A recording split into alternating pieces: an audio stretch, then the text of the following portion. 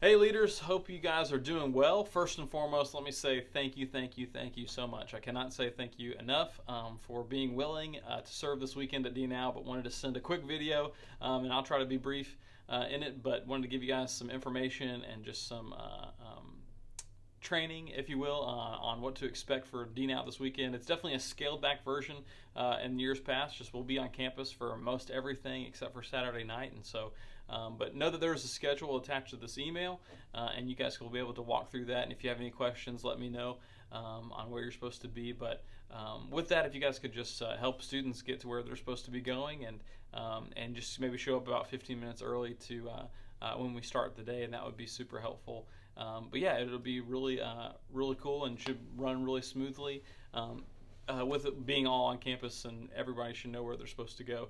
And so, but wanted to just talk a little bit about expectations and what I have for you guys. You guys will be responsible for leading the Bible studies in the schedule where you'll see that, where we'll see small group time. And so those will be, there's 4 of them. There'll be 1 Friday night, 2 on Saturday, and then 1 on Sunday morning. And so that is your main general purpose, and so wanted to kind of just walk with you guys through that, what that looks like. You'll have curriculum attached to this email as well, or you should already have it. And so Lee worked really hard on getting that to you, but I want you to know that the curriculum for DNow is definitely a guide to teaching Bible study. So know that sometimes you might ask a question and get crickets, and other times you might ask a question and like students want to chase and go down a rabbit hole. Know that that is totally okay. If you don't get through all the curriculum in a lot of time, that's okay.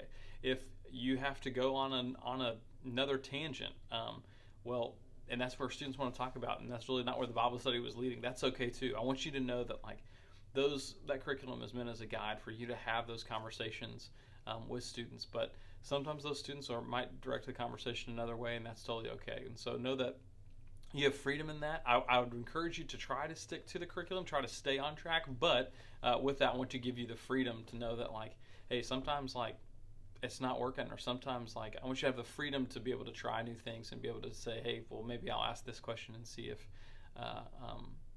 they want to go down this road or something like that. So know that that's available for you guys, and so I trust you as leaders. That's why you're here, and so, man, I'm really excited that you'll be able to kind of guide and have these conversations with students. And know that with that, as far as expectations leading Bible study, a lot of rapport is gained with students by outside of those Bible study times. And so, man, if you sit with them in worship, or if you hit them with a dodgeball, I'm telling you, it is a magical thing that the Lord can do, that when you smoke a kid with a dodgeball and get them out, that there is a bond, or there is just a wall that's broken down of those students seeing you as their leader that's kind of distant, but hey, they're here to play with us, so they're here to hang out with us. And so I'd encourage you to do that, to be available to our students. That is something that is key in those Bible study times. It's just being available, and you guys are already doing that by signing up saying you want to be a leader, and so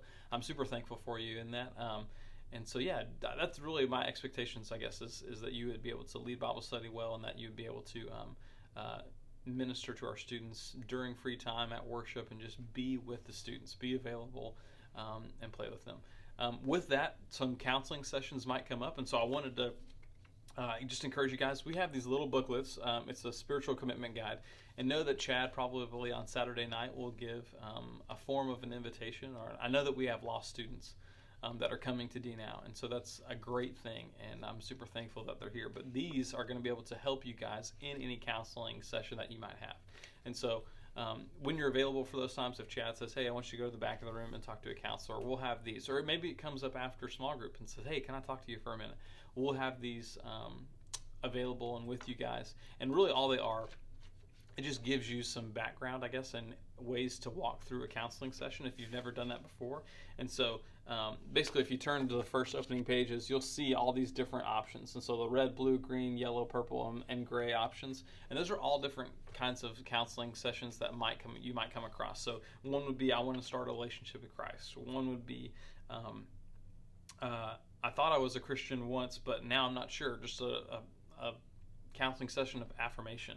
One would be that they just want someone to pray with them, maybe a call to ministry. And so all these questions help guide you to what the scripture and guide you to where that conversation might lead. And so it's really helpful for you as a leader to kind of walk through that, and you have it all right here in front of you. And so if someone wants to know Christ, well, that's like the red line, and so that you follow that in the booklet. If someone wants to just be prayed for, well, that's the gray line, and you follow and turn to page 16.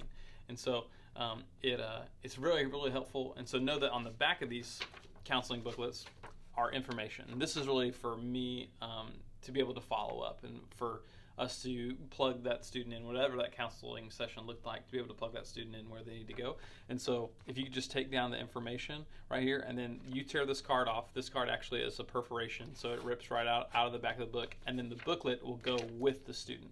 And so you can hand that to them, and then I get this back copy, and that helps me follow up with the student if they want to be baptized, or if they just came to know Christ, I can give them a devotional and follow up with that way. So if you have any more questions about this, I'll be available when we are actually at DNOW, but we'll have these available. Wanted to just put this in front of you guys to know that we have this as a resource.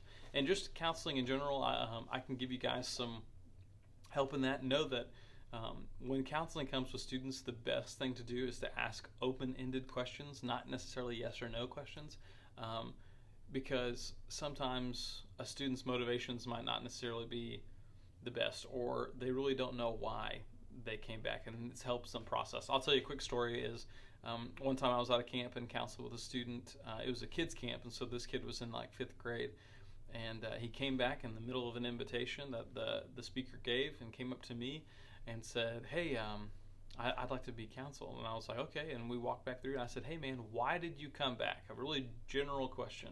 And his answer was pizza. He said, I came back for pizza. And I was like, what do you mean? And he said, well, the kid that got saved in our group last time, our children's minister, he got first in line for pizza when he got saved, so I went first in line for pizza.